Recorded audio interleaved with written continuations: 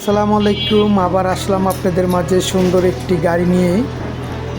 এটা আমাদের মহল্লার ময়লার গাড়ি বলে।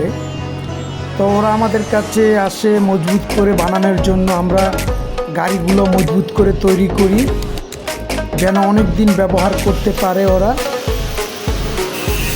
আমরা খুব মজবুত করে বডি তৈরি করেছি। কিছুক্ষণের ভিতরে দেখবেন কি সুন্দর গাড়ি একটা তৈরি করে ফেলবো। আমরা চাই আপনাদের মাঝে আসতে ছোটোখাটো কাজ নিয়ে।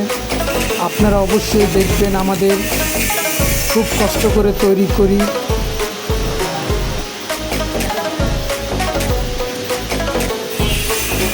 মোটামুটি আমরা কাজ এগিয়ে ফেলেছি, এখন মাপজোপের কাজ চলছে।